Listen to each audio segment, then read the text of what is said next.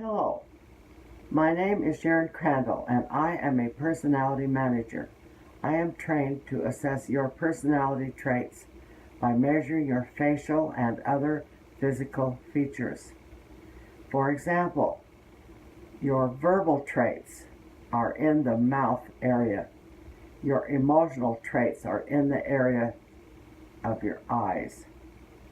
The mental traits are in the forehead and in other areas of the skull.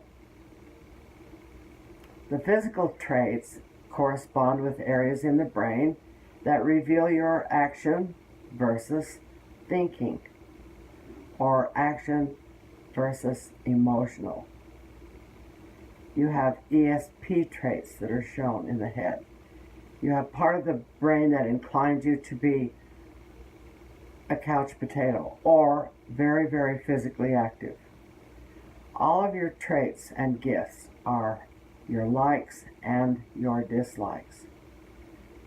Whether you are an extrovert or an introvert, or how and why you get along with some people and not others. Everything about you shows in your personality traits as far as how you act and react. So today we're going to talk about the trait of leadership. I will start out by giving you two quotes from the website called Working Aussie Source in an article by Orrin Barnes entitled Reading Livestock. The first quote is, "There are a couple of natural leaders in a group of cattle, sheep, or hogs." Unquote. I would like to add that that is the same as being human beings. In any group of people, there are always one or two that emerge as natural leaders. There also can have those who have developed leadership, but usually not as readily as the natural leaders. The second quote is concerning how they train dogs to handle cattle. He says, "Many articles have been written about training dogs, but no one has mentioned that the more knowledgeable stock person will become the better handler. Understanding the stock you are working with will always give you the advantage of knowing where to put your dog to be more effective." Unquote. Sometimes I think we take more time to understand animals than we do each other. Or maybe it is the dichotomy that we possess as humans that incline us on one hand to feel needed and accepted by our tribe, and on the other hand to feel recognized and accepted as an individual, and sometimes the two don't match. We will go into this dichotomy a little more on another video. But right now I would like you to think about the role of leadership. For good or for ill, natural leaders rise to the top in any group of humans. And there are several personality traits that incline a person to take leadership. I will mention several of these traits, but we will be focusing more on one of the main traits that has to do with power and leadership. The first trait I will mention is forcefulness. This trait is just what it says it is. There is a tendency for people with that trait to try to force things to happen. If a person has a medium score or a little higher, then he has enough power to push through his ideas. Now, under certain circumstances, this is a very desirable attribute. particularly when there is a life-threatening situation. There are times when we need to make things happen.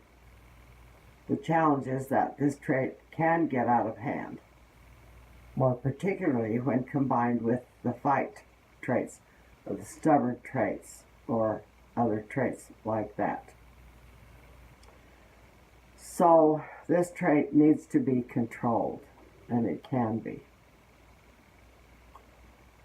It is desirable to have some forcefulness if you're going to be a leader, however, because you manifest the opposite sides of the trait is being overwhelmed with ideas, and you don't want that. You want to have enough force for push. Without the balance of force, you get stuck in thinking and planning and plotting and with all sorts of very wonderful ideas, but little power to push them through, and you get bogged down and overwhelmed with too many ideas. So this trait is pretty important. Now, next to that trait is close tolerance. Close tolerance inclines a person to do something about a perceived intolerable situation. So it is quite a motivator. The next trait is competitive, and it's a good trait. However, if you are highly competitive in a situation, then you might need to win at all cost. Ideally, we want to negotiate and motivate, get going in order to win against the odds. But when competitive takes over, you lose sight of that goal and you just want to win.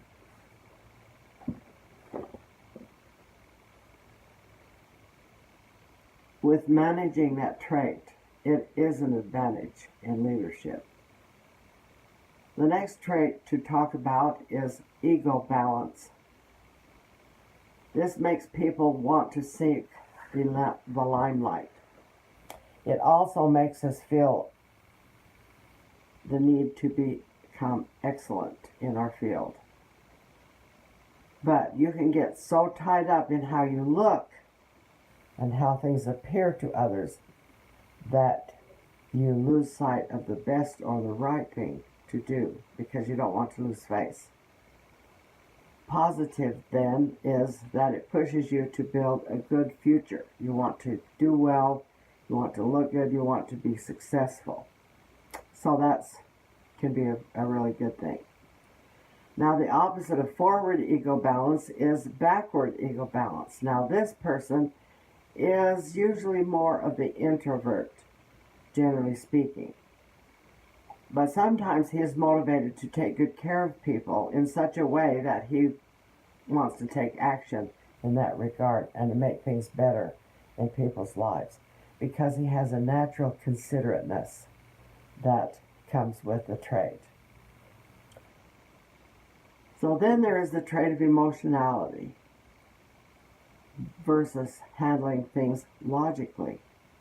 It is better to be able to control emotions when performing leadership tasks. And too low of a score on emotionality can, however, incline you to be cold.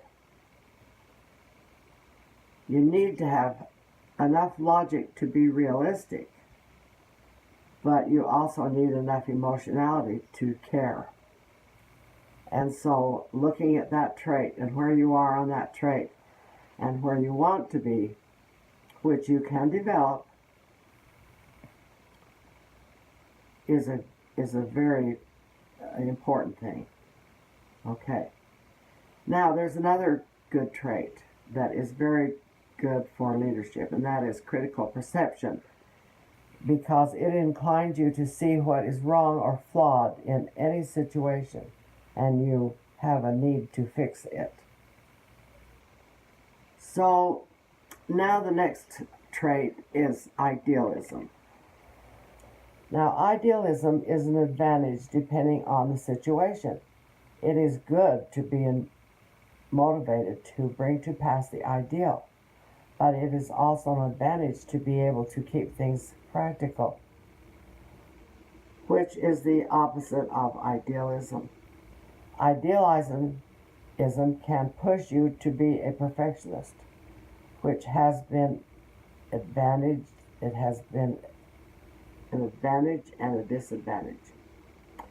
The trait of idealism is best when you need to paint a vivid picture to your followers in order for them to be motivated to stick with you.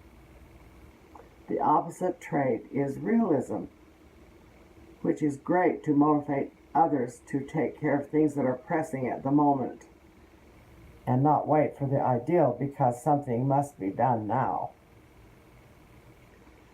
So you can see that there are quite a few traits that can influence leadership. Those were the main ones.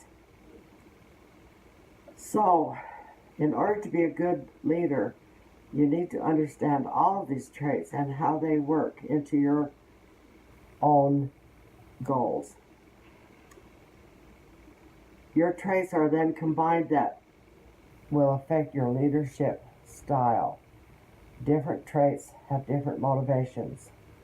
Too, which means there can be different reasons that incline you to take the lead. Now let's go back and talk about the trait of innate confidence, because we mentioned that this was one of the, really the main trait in power and leadership. The trait of innate confidence, I would say, is, it's right there at the top three anyway.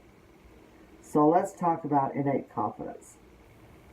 The best way that I can help you understand this trait is with this scenario. There are two people standing on the edge of the bank of a torrential river. And you're really taking a chance to even go across that river, okay? But there's no turning back. So one person looks at the river and plunges in thinking that somehow he will figure out how to get across.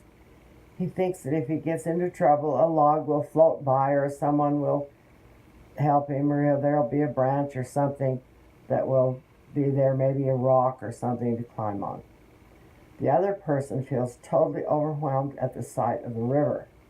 He immediately thinks of reasons why he may not make it, so he ties himself to a tree in case that he feels trouble. And then he takes a stick to see how deep the water is and slowly inches his way into the river, feeling very unsure of himself. Now, when I describe traits, you have to understand that we're describing the more powerful trait. So you may be in between somewhere on that trait. But this shows you the high and the lows, okay? So, applying this to life, the natural confident person plunges into new endeavors without thinking too much of the drawbacks. If he has problems, he will feel he is able to work them out. If he fails, however, he usually fails big because he had high expectations, and then he becomes quite fearful in similar situations.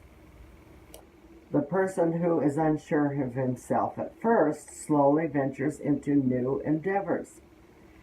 He then fails, if he does, and then he's not quite so surprised because his expectations were not as high. If he succeeds, however, he then has built confidence with any similar circumstances. In other words, the innate confidence starts out confidently and learns fear through experiences, and the learned confident person starts out more fearfully or cautiously and builds confidence through experience. So everyone has fears. Neither person is better than the other. There are definite advantages to both sides of this trait, as well as disadvantages. For example, if the naturally confident person nearly drowns, he will then have fear when it comes to crossing another river.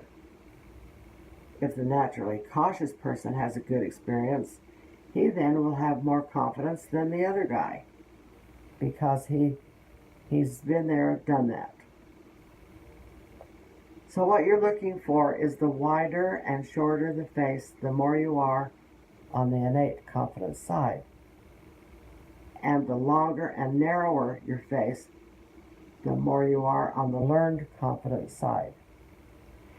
The problem with assessing your own traits or others is that there are specific points from which we measure in order to get it accurate. Other traits also can influence and sometimes even override the behavior of a particular trait. And so you need to see a personality manager really to get accuracy. But that will give you an idea of what you're looking for. And you'll know, the more you study the traits, the more you will understand from behavior as well. So the point is that those with innate confidence naturally take over leadership. They feel more responsible. They feel like they need to do something if others are hesitating. So let's say you have a group of people trying to decide which movie to attend that evening. When you experience something like that, you get to see the natural reactions of individuals. Within that group, there might be possibly one or two that will speak up and get the group going to decide what to do, or they will decide for the group, or they will make their own group to follow their own decision. But they're just not going to sit around and not do anything, more than likely. Generally speaking, it is the person with the highest score on innate confidence that leads out, or the person that has enough confidence combined with other traits that motivate him to go ahead and lead out. Learn more about personality science. Subscribe to my YouTube channel.